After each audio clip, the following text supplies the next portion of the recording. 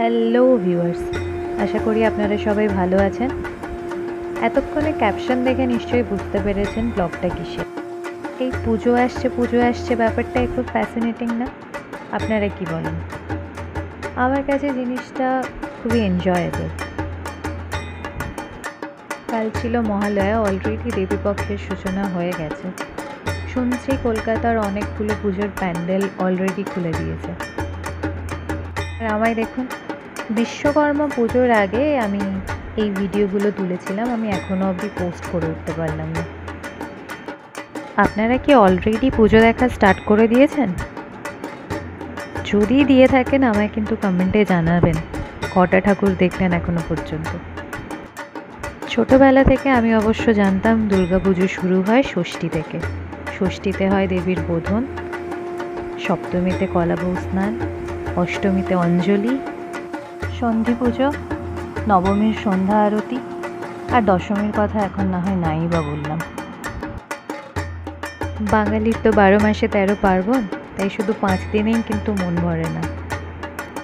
ছোটোবেলায় স্কুলে পড়াকালীন পুজোর আগে আমার থাকতো সবসময় ইউনিট টেস্ট। পুজো আসা মানে একটু হাঁপ ছেড়ে বাঁচা। তো কলেজে আসার সাথে সাথে সেই চেহারাটা পাল্টে যায়। পড়া থাকুক, ক্লাস থাকুক, যাই থাকুক না কেন, পঞ্চমী আসতে না আসতেই মাস বাঙ্ক করে সবাই বাড়ি পালিয়ে যেতাম। কিন্তু যখন চাকরি করতে স্টার্ট করলাম তখন কিন্তু এই মাস বাঙ্ক বা ফাঁকি দেওয়া কোনো কিছুই কিন্তু কাজে লাগবে না। দেখতে দেখতে কীরকম বড় হয়ে যায় না আমরা? এই যেমন দেখুন না, একটা টাইমে আমরা কার থেকে কটা জামা পাবো সেটার হিসেব করতাম, কার কটা জামা হলো সেগুলো নিয়ে ডিসকাস করতাম। এখন বড় হওয়ার সাথে সাথে কাকে কি দিতে হবে সেগুলো নিয়ে আমরা ভাবছি। নিজের কটা জামা হলো দেখার দরকার নেই, বাবাকে কি দেব, মাকে কি দেব, দিদাকে কি দেব, ঠাকুমাকে কি দেব, বা বাড়ির বাকি ভাই বোন কাদের কি দেব সেটা নিয়েই আমরা বেশি ভাবতে স্টার্ট করি। তখন হয়তো মা বাবার সিচুয়েশনটা কিছুটা হলেও আমরা বুঝতে পারি। যাই হোক, এসব ভারী ভারী কথা এখন থাক,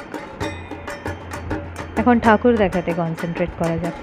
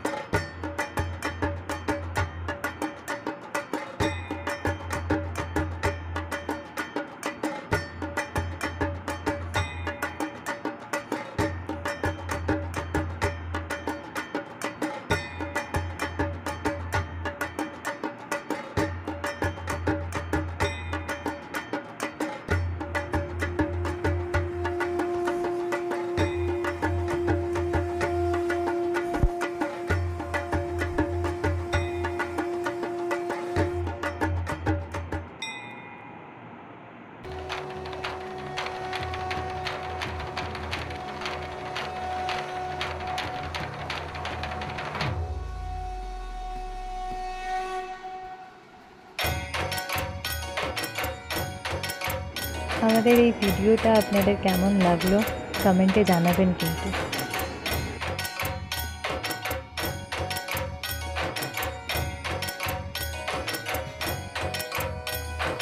Please do like, comment down below, share to your friends and subscribe to our channel Life Beyond Crossroads.